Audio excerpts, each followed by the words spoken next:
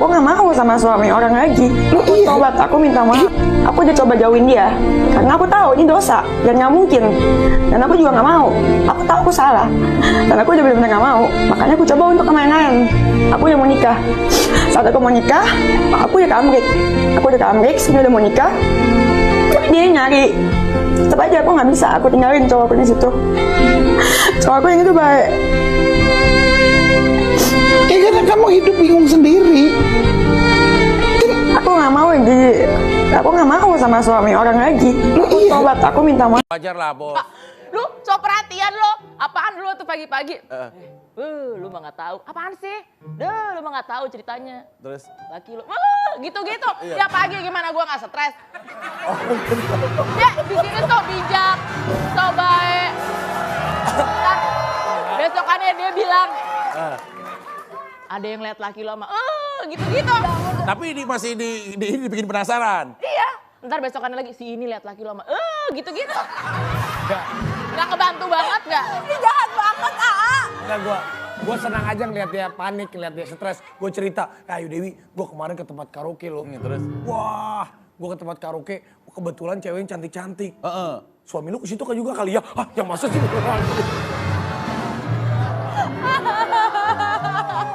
Tapi katanya Ayu Dewi sempat sampai ke psikolog. Iya, urusan rumah tangganya sama suaminya. Kita punya, Udah ada yang punya. ya artinya kita udah menikah. Kita mesti selalu paham bahwa emangnya kita udah punya komitmen yang sudah kita jalankan. Nah, soal kita di luar ada ketertarikan karena tadi namanya manusia kita suka yang indah-indah, ya wajar-wajar aja. Tapi kita harus tahu batasnya menurut aku. Batasnya apa Kalau cuman sekedar kayak, dia cakep ya, dia smart ya, enak diajak ngobrol, ya itu wajar-wajar aja. Tapi kalau sampai udah nyaman, sampai ibaratnya membuat kita bangun tidur, kita pikir, gue cepet-cepet kerja untuk ketemu dia, terus punya niatan lebih supaya gue bisa makan siang sama dia, ntar gue bisa ini, itu udah kita mesti ingetin diri kita sendiri lagi gitu, bahwa ini kayaknya udah salah kan gitu kan. Iya dong. Iya. Udah salah gitu. Nah jadi kalau dalam kasus ini menurut aku sebaiknya hindari.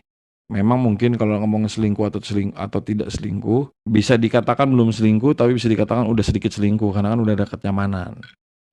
Ya kan? Yang masalah kan kalau dia ngerasa lebih nyaman di situ dibandingkan sama yang di rumah. Nah, itu yang jadi masalah. Karena levelnya kan suka, menurut aku ya. Nyaman tuh levelnya menurut aku udah lebih tinggi daripada suka. Tapi bener kamu bilang. Iya. Yang mesti diingat. Biasanya itu begitu. Ketika kita belum berhubungan sama seseorang, ketertarikan itu membuat kita kadang-kadang tuh sedikit bias dalam menilai orang. Karena biasanya kita di otak kita di kotak kita tuh udah tertutupi dengan sparks, apa sih? Butterflies. Iya, kayak rasa Gremet-gremet. Namanya rasa-rasa gitu tuh siapa sih nggak nikmati gitu kan? Kangen ya. Iya kan, kayak rasa-rasa kan? awal Rasa-rasa pacaran kayak kita gitu. kayak, suka sama dia suka sama kita, itu Dekan, biasa. serseran gitu. Yang udah kadang-kadang udah nggak dirasain kalau udah dikawin biasa. ya. Ujung-ujungnya juga nanti ketika misalnya emang jalan sama dia belum tentu begitu juga rasanya. Iya, sama aja rasanya kayak yang nanti lagi dirasain. ketika udah nikah Curhat ya, Say? Loh enggak, emang benar begitu. Tapi kita juga tidak bisa dipungkiri, itu terjadi dan marak terjadi di mana-mana. Termasuk, jujur termasuk gue. Kemarin ini gue pernah sempat melakukan kesaksian. Kuat puaskan suami artis sampai 11 ronde, tapi R bukan yang pertama. Dennis bongkar aib hilang perawan di usia segini. Ini Jakarta, Say.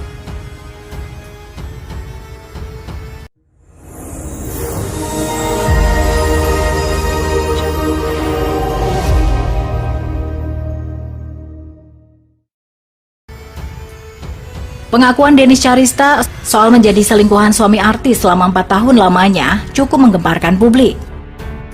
Menjadi selingkuhan, Dennis juga terang-terangan melayani nafsu terlarang alias urusan ranjang pria yang diduga Regi Datau, suami Ayu Dewi.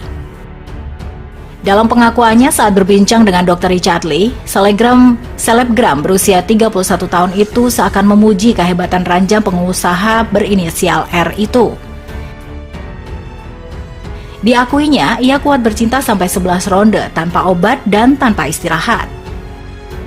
Di samping itu, Denis Charista juga pernah terang-terangan soal sudah hilang keperawanan saat berbincang dengan Nikita Mirzani di YouTube Crazy Nick Me Real November 2020. Nikita Mirzani saat itu tampak mengupas tuntas kehidupan pribadi Denis Charista yang awal mula terkenal karena sering memamerkan kekayaan. Bukan Nikita namanya, bila tak melempar pertanyaan nakal kepada narasumber yang diundangnya.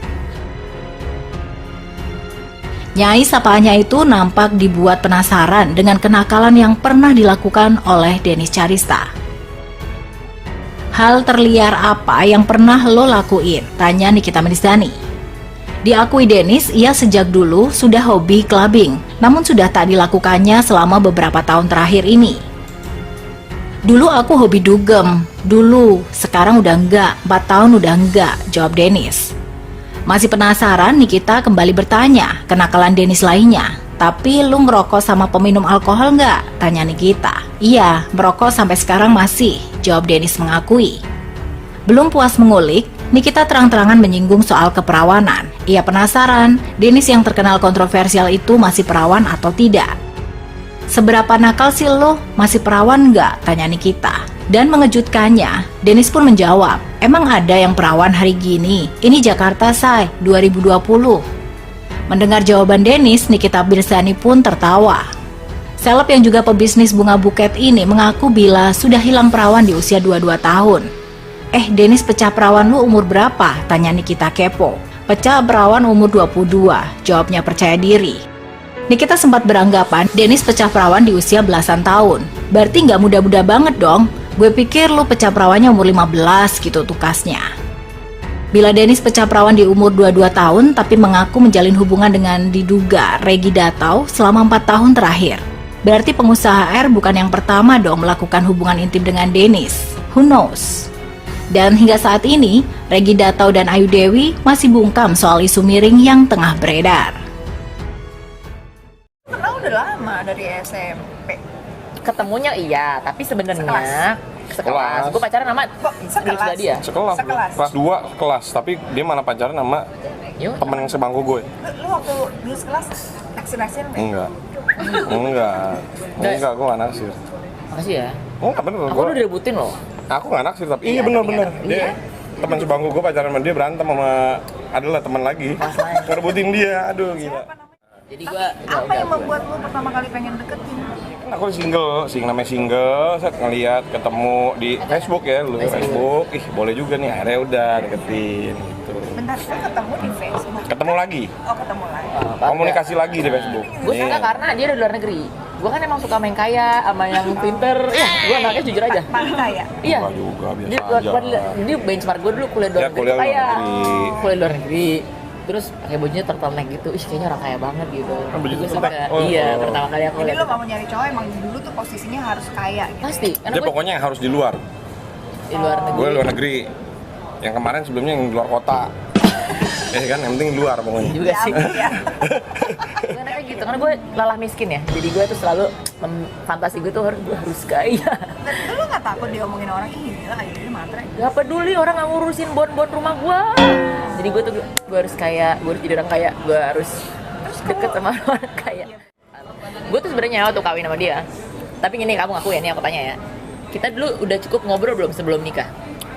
Ternyata belum cukup benar. Ternyata. Jadi lu yakin sama dia? Enggak, jadi Sekarang masih yakin, jadi kan? gini, dulu masih yakin lah. Emang udah nggak ada pilihan. Oh. Mau nggak mau harus yakin. Astagfirullahaladzim. Enggak lah, yakin lah. Urus ada gak sampai kayak lo di puncak? Mau gila, mau Oh, gila. Mau gila, terus sempet. kayak udah deh gue gak mau lagi Sempet. sama perempuan. Semua pernikahan Hampir cerai. Ada yang Biasa begitu lah. lah, biasa Iya. ya.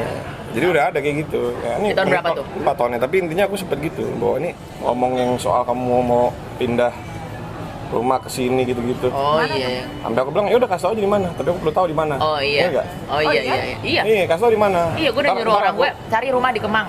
Di mana gitu. Nah, iya gitu. Gaya. Mana? So kayak gue bisa, pasti gue bisa. Cari rumah di Kemang.